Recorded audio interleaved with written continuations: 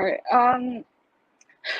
Hi. Welcome back to bioslam.net. I have the honor and the privilege of talking to somebody who I've watched for about 3 years now.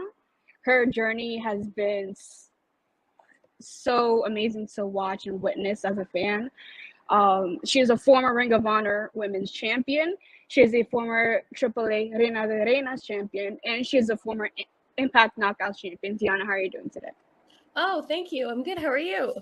Good. When I got the email that you were available for an interview, I was like, this is my first Impact interview I'm doing. Oh, congrats. And it's with somebody that I've watched on TV like for 3 years now, from your journey in NXT to your debut in Impact and then your AAA appearances and all that has been amazing to watch. Oh, thank you so much. It's been amazing to do. Like insane what's happened over the last 2 years. I want to talk about, you just had your rematch at Under Siege against Taya Valkyrie for the Reina de Reinas title. Unfortunately, you didn't win, but somebody popped up on the pay-per-view. Yeah. Mia Yim is back in Impact. What are your thoughts? How was your reaction like, once she appeared on the screen? You know what, from a personal standpoint, I have said this numerous times over the past couple of years. I really love that Impact is becoming a landing zone for people post WWE. And I think that, Mia, while her time in NXT, she did quite a bit when she moved up to the main roster. Nothing happened. And I always think that while it's unfortunate that, people have lost their jobs, and I don't wish that upon anybody, but when you're being held back and you're not being given the opportunity to work and give back to the company what you think you can in any capacity, it's always best to move on. And there's going to be companies like Impact Wrestling who see that vision in you and give you the platform to do the work you're willing to do. So I'm so excited for Mia to see what lies ahead of her. But then, the virtuosa does never appreciates her moments being stolen. And for whatever reason, people always come for me first. I don't like it. But yeah, I'm excited to see what she wants to do with Impact Wrestling, what is going to happen over the next few weeks with her. And ultimately, I just love her. As a friend, I'm excited for her to see, what she does with this new opportunity. I mean, seeing Mia Yim return to Impact, she's a former Knockouts champion. She was a part of like the Dollhouse, like Marty Bell, and she's had a lot of like amazing moments in Impact. So from her being in the Dollhouse and now just being still the HBIC, what comparisons or contrasts can you see from Mia now? I think also what's exciting is because she's been to Impact before, you've gotten to see that evolution of, the Dollhouse and Jade, and then she kind of was Mia Yim, but still, with Impact, but we've gotten to see this evolution with her. And now she really, her debut, her music, what she was wearing is like her true authentic self. That is Mia Yim. So, I'm excited for her because when you get to be yourself and you're having fun with yeah, I think that what's great about people returning to Impact always is you get to see their evolution. And I think that, Jade was a version of Mia in the Dollhouse that we got to see, but wasn't her authentic self. And then when she became this HBIC, now, her hair, what she's wearing, her entrance music, and the little characters that came with her with the neon faces, like that is Mia Yim. That is her true authentic self. So I think that this version of her and whatever it's going to be is going to be probably the best time of her career because she gets to just be herself. And I feel like, when you get that opportunity and people just believe in who you are, you do your best work. I know, that's kind of the situation I've been in over the last 2 years, is them being like, go out there and be yourself and be who you think the virtuosa is. And we'll go from there. And it's allowed me to flourish and be so successful and be so satisfied that I really do think this version of Mia Yim is going to bring her the most satisfaction she's had thus far. I love to hear that. I love to hear, like, you know, their coworkers talk about their colleagues and, you know, everything that they're proud of that they've done in the past, but now, you know, continuing flourishing now in the present and other promotions, and such as Impact. Impact that I've seen is a promotion where, you know, those that have unfortunately lost their jobs or hit rock bottom rise up from resurrection, and, you know, they have the creative freedom. So what has been your favorite part so on Impact, whether it's you or coworker or maybe your fiance Steve Macklin, who has been amazing ever since he debuted? Yeah, I think, you know, obviously, like I could talk about me all day, and then in the best way possible, because I've just, you know, Impact has given me the opportunity to do so much, and whether it's, you know, my second match with the company this time around is becoming the Knockouts World Champion, and it wasn't even a World Championship then; it was just the Knockouts Championship. So now I'm a 4-time World Champion. That's incredible. And you know, in 2 years, there's not very many people who can say that. In the last week, I've gotten to represent Impact, AAA, Ring of Honor, on AEW, like just you know, I've done incredible things that I'm always going to be grateful for. But I think that I do love when my coworkers and the people who are close to me succeed, because when they do, I do too. So, you know, seeing Steve flourish, and I feel like every time people ask me about him, it's, you know, we thought at Bound for Glory it was his breakout moment, but it wasn't, because maybe his breakout moment was Hard to Kill. Just kidding. Maybe it was Rebellion. He is, and, you know, honestly, Rebellion probably wasn't it, because he's going to come out at Slam and do something crazy too. Watching people who love wrestling as much as I love wrestling go out there and be creative, and again, get to be their authentic self. I don't know that that's happening very many other places. So, you know, my favorite moments are watching Steve, you know, he's so nervous behind the curtain, and then go out there and just become Steve Macklin. You know, Chelsea Green being with me, being my very best friend, watching her kill it across Impact and GCW and all of the independents. She's traveling the world. She's living her best life. I love that for her. So it's great to be successful myself, but I feel like real success is watching others around you also be successful and being equally as happy for them as you are yourself. I love to hear that. And, you know, you talked about, you know, representing Ring of Honor on AEW television, and your match with Mercedes Martinez to unify the titles was amazing to watch. Thank you. I have been wanting to see you on AEW TV for so long, ever since, you know, Impact and AEW had their partnership during the pandemic, with Kenny Omega coming over and Private Party, Matt Hardy, and all these other people. So what was it like, you know, performing in front of a crowd so big, you know, on AEW television? Yeah, it's funny because I tweeted back at somebody not too long ago who was like, "Oh, she'll be wrestling in front of the biggest crowd ever." There were 14,000 people at Triple Mania. You know what I mean? I've wrestled on Raw and SmackDown more times than I could count, and you probably didn't even know it was me. You know what I mean? So it was as I feel like I'm in a different stage of my career where it doesn't necessarily matter the size of the crowd. It's what I get to do and who I get to represent, and that's my authentic self. You know, and I think AEW is something that eluded me when I was first released and wasn't necessarily a possibility for me. And, you know, the fact that Impact has given me the platform over the last 2 years to grow my brand as the Virtuosa, as a business person, as a human being, I've grown.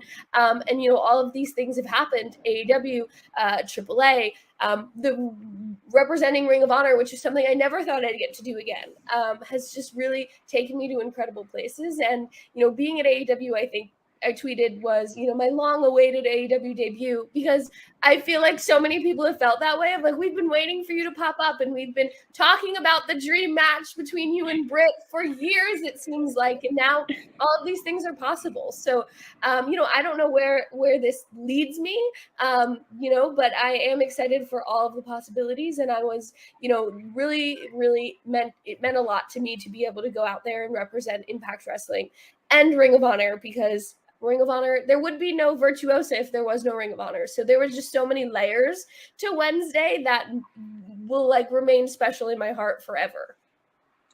I absolutely love that, and I would love to see you back on AEW, and definitely at a pay-per-view. Probably you versus Britt, I think, will be like a 5-star match for me. It's just that we keep saying to each other, it's not a matter of if, it's just when, and the time just needs to be right. But we're both so ready to do it.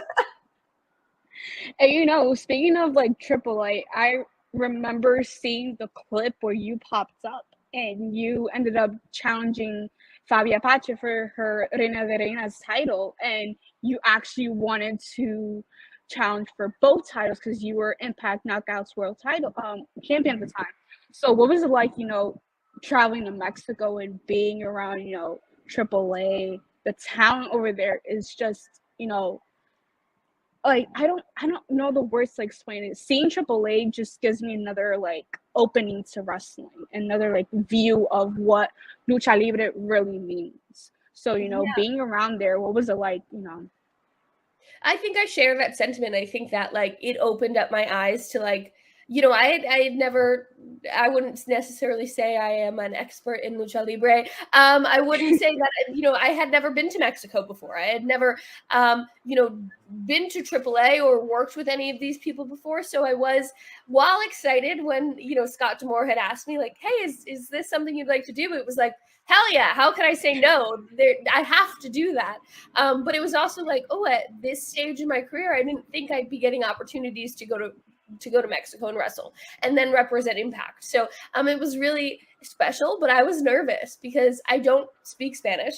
You know, there's that language barrier. And then too, like, you know, and I experienced this a little bit when I went to Japan, but like, you know, oh, okay, it's a foreigner coming in, you know, and they get the title shot right away. And sometimes it's not perceived well, and sometimes you're not necessarily treated well because of that.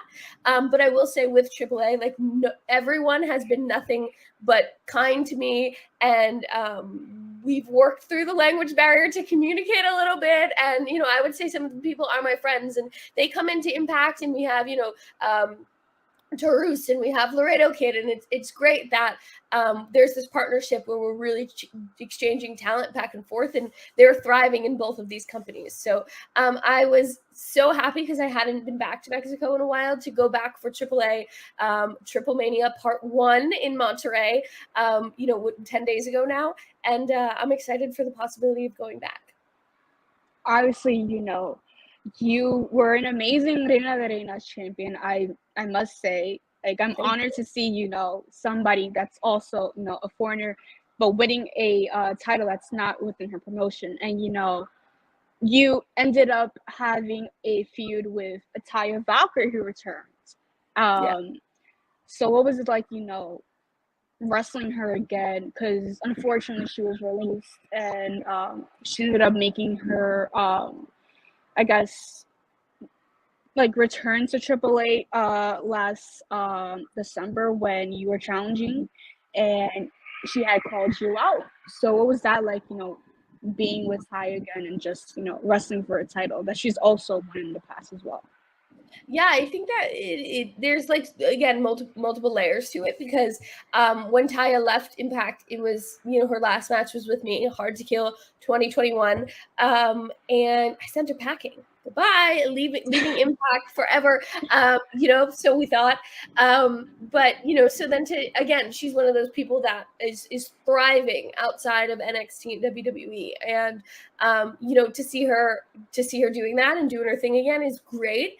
Again, everyone wants to come for the Virtuosa. I don't understand. But you know what I do, because I was the champ. So of course everyone wants a little taste. You know, but I lost, unfortunately. But she has such a rich history with AAA and Lucha Libre and the Reina de Reinas Championship that I think if I had to lose to anyone, you know, I'm glad that it's her and it's in good hands. And you know, it's going to keep popping up in Impact Wrestling. So I'm sure I will get another rematch if I want it. I'd love to hear that because, you know, I never really watched a lot of lucha libre. I was always, you know, a big American wrestling fan. Not that long ago, I was really open to watching a lot of Japanese style wrestling. I was like think this is the type of wrestling I want to watch the rest of my life. And of course, when AAA came on, I was like, now this is something I really need to like watch, learn, and understand. So, you know, when you were in Mexico, who were like the people that basically gave you advice on, you know, handling things in Mexico? Who was able to like help you translate, you know, all of that? What was that like? Yeah, I mean, Conan has been amazing for me because, you know, he's the person who had to set all this up with Impact and have me come there. But then, yeah, I don't know, you know, how to translate and things like that. So honestly, Google Translate is amazing, and you can get the gist of what each other are trying to say. But then also, just, you know, he will say what he has to say in Spanish and then make sure he says to me directly, okay, this is what we're talking about. And then two, you know, obviously I wrestled Lady Shani first, and it was more of an American style match. So afterwards, he pulled me aside and was like, "Hey, that was great, but this, you know, this is more like what our style is and what we're looking for." So then moving forward, when I wrestled Fabi at Triple Mania in Mexico City, it was like, okay, I kind of can understand now. Like, it's more fast paced. It's more, you know, the referee needed to be involved and all of these things. So he really was able to like take me under his wing and be like, this is how we do things, and what you're doing is good, but here's how we make it better, and here's how we make it lucha libre. So I think that, you know, moving forward, I was able to adjust a little bit more and know more so what he, you know, AAA as a company was looking for, but then also what the lucha libre fans are looking for. And again, it's just a learning curve because I had never been there. You know, I never trained in lucha libre.